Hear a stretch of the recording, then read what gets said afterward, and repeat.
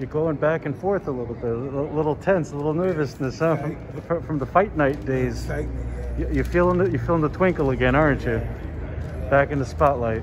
So happy that training's over. The training's the hard part. The fighting is the easy part.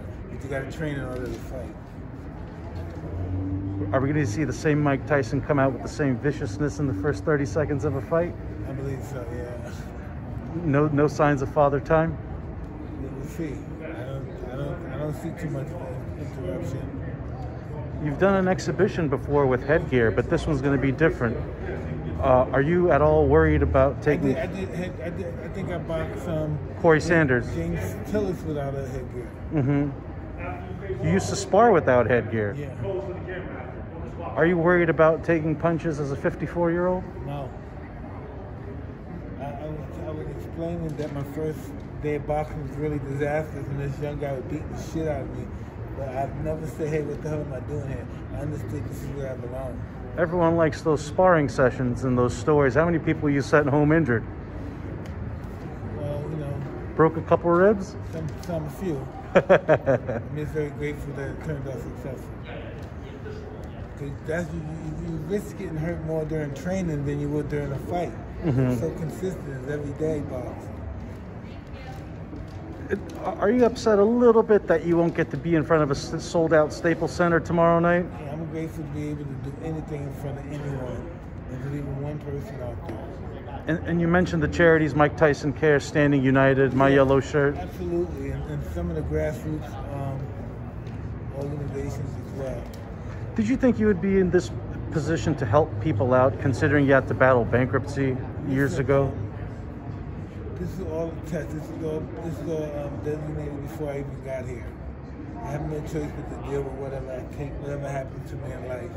You told me last year you're not the one steering your ship, and it's all God's plan. Is that still the same? That's what, yeah, I believe 100%. I don't think I'm smart enough to reach this pinnacle of my life. No way. I heard you talking.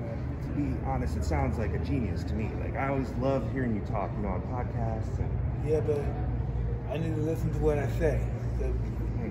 My thinking would not lead me here. My thinking lead me in insane asylum, prison, and God willing. I was almost going to the graveyard. It's just by the mercy of God that I'm here right now talking to you guys. Yeah. We're blessed too in the same. We're just blessed to be here. So I think that those words carry over. We talked about the God particle earlier, and I did my research. What do you want people to know about that in particular? That God,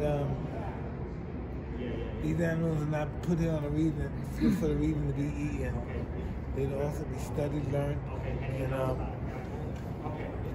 from my perspective, from my experience, I think they're very divine animals. I wonder what they call us. When they see us, a guy like me, a bird fly by, a squirrel, a roach, a bug, what is their name for us? Right. I wonder. I always wonder, what do they call us? So they have conversations, but they might not be through language. I have no idea, but I know, just like me and my daughter, I was discussing with her, we were watching these ants, it's almost microscopic. And I said, just like we watching them, there's somebody watching us. Yeah, interesting. I believe. Yeah. So we're all connected in that way. Oh, 100%. White, red, yellow, all of that. Just think, 20,000 years from now, your ancestors are Asian, black, you don't know the hell we are. Yeah. Well, I think a lot of people have had a difficult year, and tomorrow's going to bring them a lot of joy because we all grew up, admiring you and watching you, right? We knew this man as we were little kids. And I think, it's an important and fun, experience for us. And I'm very grateful he's participating in it. Maybe he might get the bad deal of it. But I'm just happy that we could do this. Yeah. We can tell people it's not about age, it's about energy. Right, yeah. What energy you bring to the table, not your age. Yeah, exactly. That would be inspiring. Mike, you talk about the profound impact God has on your life, and you were nicknamed the baddest man on the planet. If God could bestow a nickname on you, what do you think it would be? Man. Be the sheep of the world. Because God knows who we are. God knows what happened to make us become who we are. And sometimes we're really not who we really are, all of us. We were born, and one day something happened, then we became this person. Yeah. don't know, molestation, lost someone that we lost, a love, a dog, something happened. And we changed.